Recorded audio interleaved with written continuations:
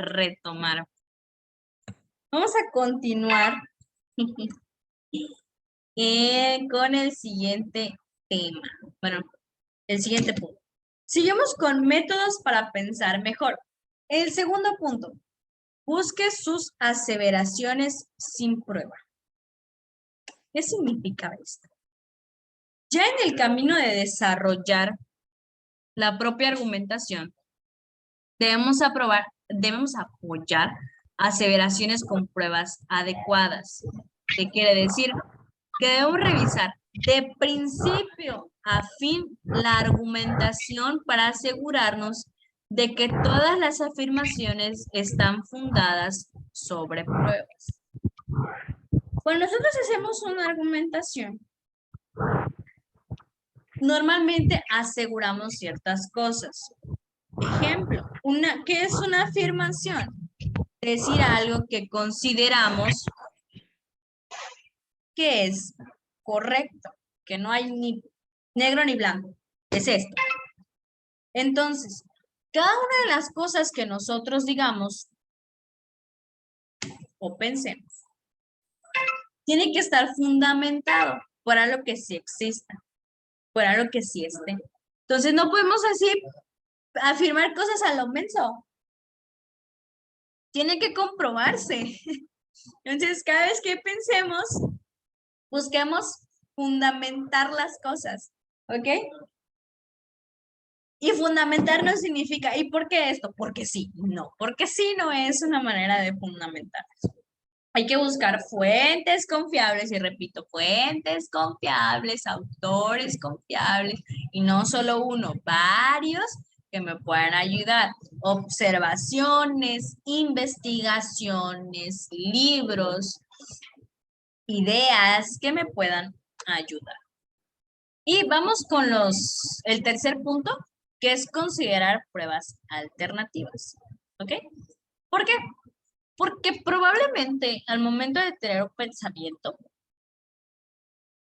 no todo va a ser tal vez correcto, o no mis pruebas no van a estar bien fundamentadas, o no voy a tener en todo lo necesario para fundamentar lo que estoy creyendo, pensando, analizando. Entonces, ¿qué puedo hacer? No debo fundamentarme solo en una cosa. El primer consejo que nos dan es hacer una lista de las pruebas que se usaron para sostener el caso. Entonces, ¿qué pruebas existen? ¿Qué pruebas hay que sustenten, o ejemplos más bien, no solo pruebas, ejemplos, que sustenten lo que estoy pensando o lo que estoy estudiando? La idea, perdón, tengo alergia. La idea sobre la que estoy analizando. Siguiente paso, hacer otra lista ahora, pero con argumentos que contradigan o tengan conflicto con las pruebas. Es decir, ¿cuál sería una prueba? Si estoy hablando de las faldas, yo puedo decir de pruebas, las faldas son cortas, las faldas son cómodas, las faldas son frescas. ¿Y cuál sería la forma de contradecirlo? ¿Ok? Las faldas me estorban, las faldas resultan incómodas, las faldas no a cualquier tipo de persona le gusta cómo le quedan. Entonces, ya vemos que tenemos las pruebas y también tenemos cómo contradecirlos. Eso nos va a ayudar a saber qué manera nuestras pruebas podrían llegar a contradecirse o no estén reforzadas correctamente. Y ahora, cuando comparamos estas dos listas, podemos ver cuáles de estas argumentaciones de la primera lista está bien sustentado y se puede defender de la lista 2 y cuáles no, cuáles se modifican, cuáles se quedan, cuáles se van, cuáles no me sirven, cuáles sí me sirven. Esto me sirve para verificar si mis pruebas son correctas o están bien. ¿Quedó claro este punto 3? Considere pruebas alternativas. ¿Sí se entendió? Gina, Oscar, Alicia, ¿se entendió?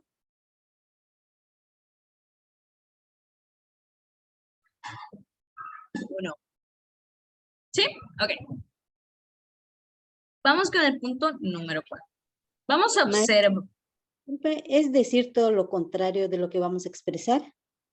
Más, sí, en cierta parte sí. ¿Por qué? Porque lo que vamos a pensar, vamos a hacer, por ejemplo, si estamos pensando en algo, vamos a poner todas las pruebas o todos los argumentos de ese algo, del por qué yo estoy, supongamos, de acuerdo o qué estoy pensando de ese algo. Y hago otra lista que diga, como intente atacar a lo que yo ya puse en un principio, cuáles son las posibles cosas que intenten atacar a ello. Luego lo comparamos y vemos cómo podemos mejorar la primera lista, que son las pruebas, ¿ok? O sea, mejoramos la forma en la que justificamos nuestro pensamiento por medio de nosotros mismos atacar prácticamente o contradecir. ¿Se entendió?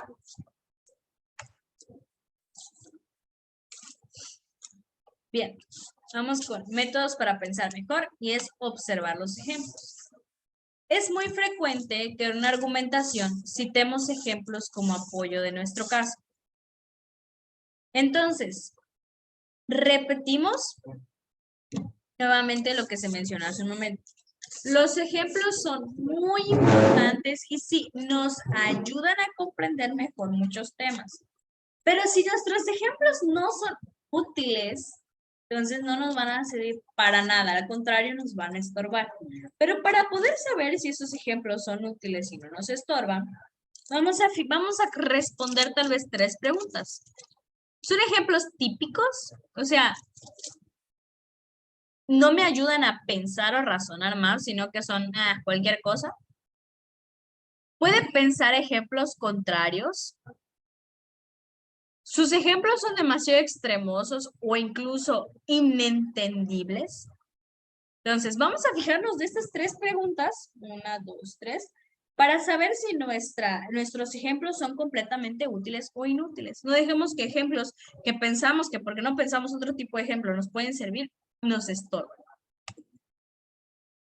Y el número 5, lleve su argumentación a sus últimas consecuencias. ¿Qué quiere decir? ¿Ha considerado la extensión lógica de su argumentación? Vamos a llevarlo a las últimas consecuencias. Ok, ¿qué quiere decir? Cuando yo estoy pensando o entendiendo sobre algún tema o tratando de llegar a una conclusión sobre algo, formulando una hipótesis, volviendo al tema de los ovnis que vimos hace rato.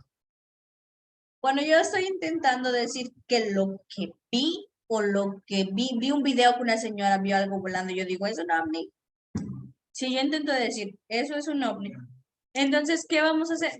Ese argumento que yo tengo, que eso es un ovni, hay que considerarlo la extensión de la argumentación. O sea, si es lógico.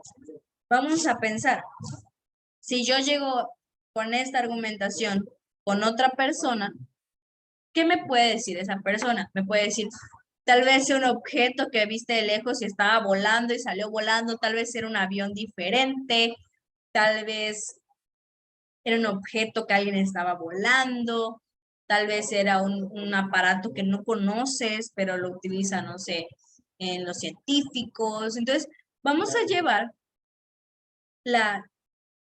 lo que puede relucir de nuestra argumentación y nos puede ayudar a ver nuestras fallas. También, ¿qué nos puede ayudar?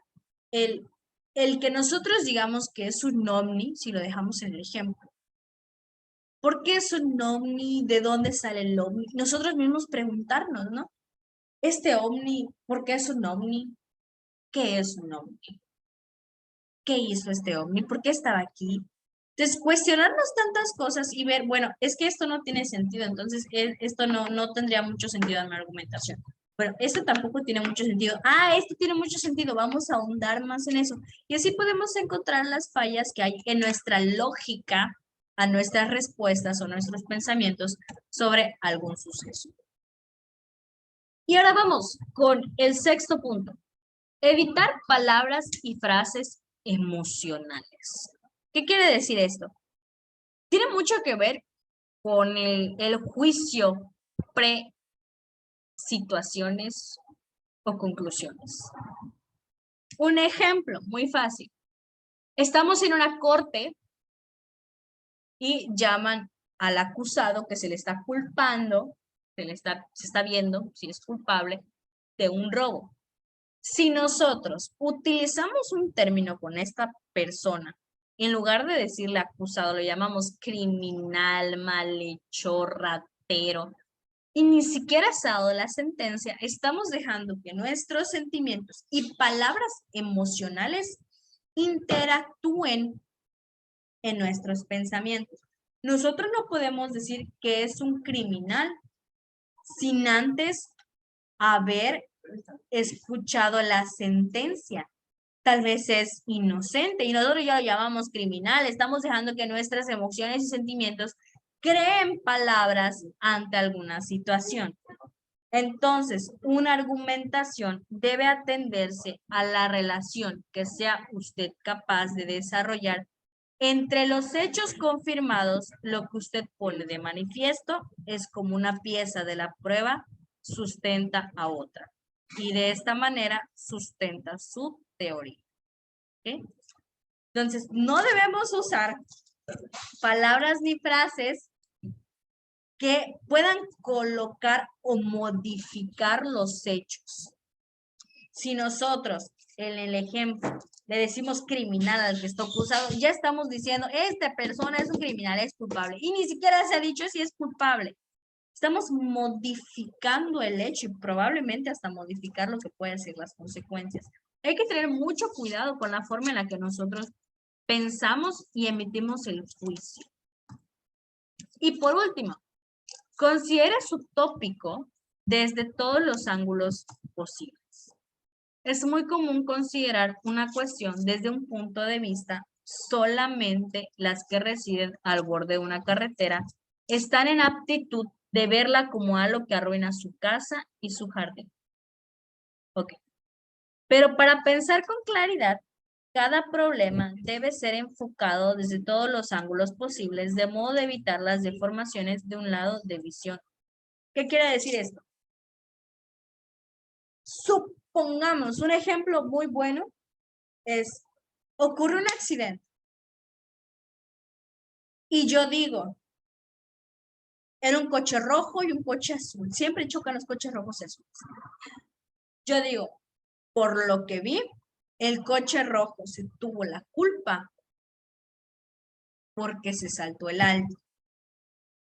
Ese es el ángulo que yo vi. Vamos a ver el ángulo del coche rojo. Yo culpo al coche rojo porque vi, hay un alto. En el ángulo del coche rojo, él estaba avanzando y cuando vio el alto, no vio a nadie. Él avanzó y sintió un golpe. Chocó el coche azul. En su perspectiva del coche azul, digo, el coche rojo, él respetó el señalamiento. Ahora vamos desde la perspectiva del coche azul. El coche azul estaba detenido, se le cayó el teléfono, quiso recoger y no avanzó. No vio que pasara el coche rojo, salió y chocaron. Hay diferentes perspectivas desde una misma situación. Entonces, no dejemos llevar solo por la que estamos viendo. Si yo digo, fue culpa del coche rojo, yo no estoy pensando, pero ¿cómo estaba? ¿Pero dónde salió el coche azul? ¿Cómo está la situación del coche rojo? ¿Está tomado? ¿No está tomado? ¿Está sobrio? ¿El coche azul tiene familia? ¿El coche azul estaba distraído? ¿El coche rojo estaba distraído? Hay diferentes perspectivas, pero solo veo una porque es lo que mi campo de visión me permite ver. Estén abiertos a las posibilidades de que sus teorías tengan diferentes ángulos. El ángulo de una teoría o de una suposición es de ese tamaño y nosotros solo vemos esto. Está esto y vemos esto. Entonces, permitámonos saber que existen diferentes ángulos para ver la misma situación y que está bien. En resumidas cuentas, para pensar mejor, lo primero que debemos hacer es conocer todas las pruebas y teorías. 2, buscar las afirmaciones sin prueba. 3, considerar que existen pruebas alternativas. 4, debemos observar los ejemplos y hacernos las 3 preguntas que les señalé. 5, llevar la argumentación a sus últimas consecuencias. 6, evitar palabras y frases emocionales. Y 7, considerar su tópico desde todos los ángulos posibles.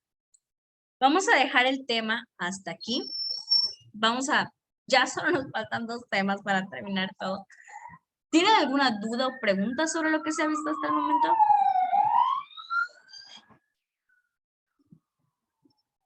¿Quedó claro todo? Si no se entendió, es válido decirme, maestra, no le entendí. También se vale. Porque a mí me importa saber si están aprendiendo o no están aprendiendo. ¿Va? ¿Todo bien? Doy por hecho que se entendió y se comprendió y se que entendió. ¿Todo bien? Excelente. No todos me han enviado su actividad. Voy a dejar un día más para las 2 actividades, que es enviarme un pensamiento inductivo, un pensamiento deductivo y su pensamiento crítico sobre el texto que les mandé. ¿Qué piensan? ¿De acuerdo? ¿No estoy de acuerdo? ¿Por qué? ¿Ok? Entonces vamos a dejarlo hasta aquí.